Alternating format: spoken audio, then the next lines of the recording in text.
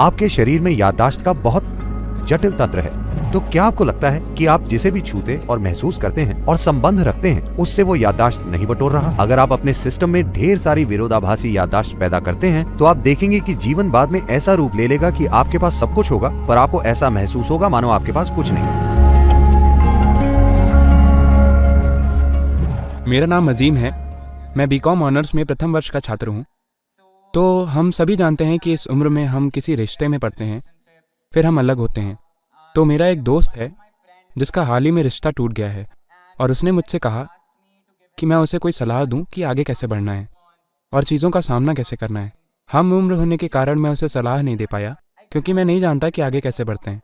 तो मेरा प्रश्न ये है कि उस स्थिति के बाद आगे कैसे बढ़ें।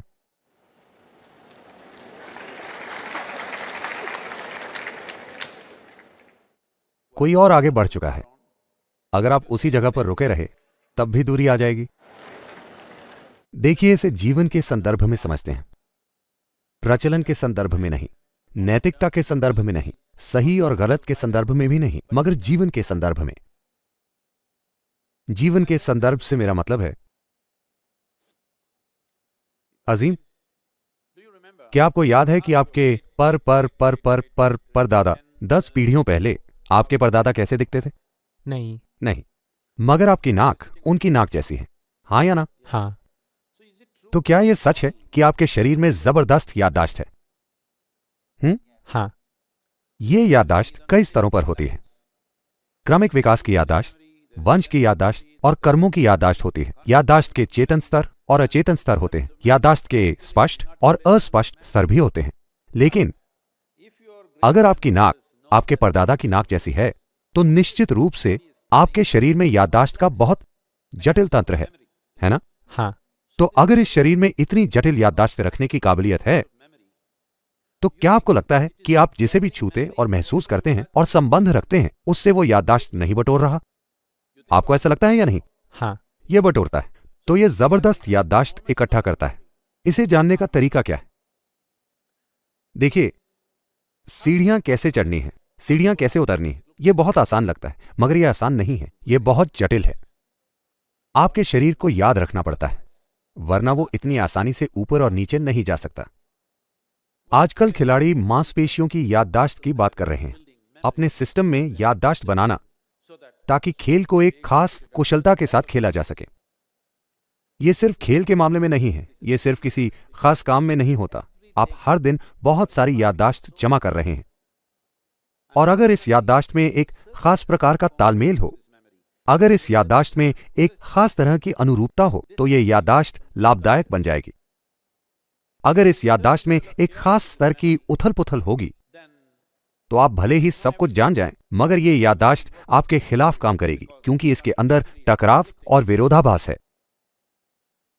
आपने रिश्तों की बात की और हमें अपने दोस्त के प्रश्न के बारे में बताया। तो यह प्रश्न ही इसलिए उठा है क्योंकि यह चीज महत्वपूर्ण है ना? अगर वो महत्वपूर्ण नहीं होता तो आप पुराने जूतों की जोड़ी की तरह उसे भूल जाते और आगे बढ़ जाते, मगर वो महत्वपूर्ण है क्योंकि आपने उसमें अपने विचार, अपनी भावनाएं और शायद अपना शरीर भी लगाया है। ये 3 चीजें लगाने के बाद उसके बारे में एक गहरी याददाश्त बन जाती है।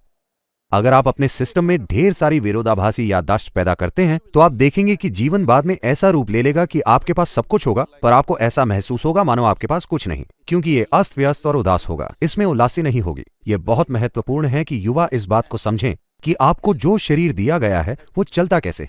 अगर ये सिर्फ मांस का एक गोला होता तो आप जैसे चाहे वैसे इसका इस्तेमाल कर सकते थे, But this is a very sophisticated machine. मगर ये एक बहुत जटिल मशीन है। अगर आप इसका संवेदनशील तरीके से इस्तेमाल करें तो ये असाधारण तरीके से चीजें कर सकता है, वरना ये मामूली चीजें करेगा। मान लेते हैं आप कंप्यूटर के बारे में कुछ नहीं जानते। मान लीजिए मैंने आपको एप्पल एयर दिया। क्या आपने वो मॉडल देखा है? हाँ। बहुत पतला और तेज। मैंने आपको वो दिया मगर आप नहीं जानते कि वो क्या है। आप उसे घर ले गए और उससे खीरे काटने लगे। खीरे अच्छे कटेंगे, मगर क्या यह त्रासदी नहीं है कि आप खीरा काटने के लिए एक कंप्यूटर का इस्तेमाल कर रहे हैं? खीरे में कोई बुराई नहीं है, मगर आपके साथ जरूर कुछ गड़बड़ है ना? हेलो? हाँ। आपके हाथों में जो है, अगर आप उसका महत्व नहीं समझते तो आपके साथ कुछ बहुत बुनियादी गड़बड़ है। सारी महत्वपूर्ण चीजें बेकार हो जाएंगी। मैं सिर्फ इंसानों की बात नहीं कर रहा हूं। किसी भी चीज को छूने और उसमें खुद को शामिल करने से पहले आपको देखना चाहिए कि आप उसमें कितनी भागीदारी चाहते हैं।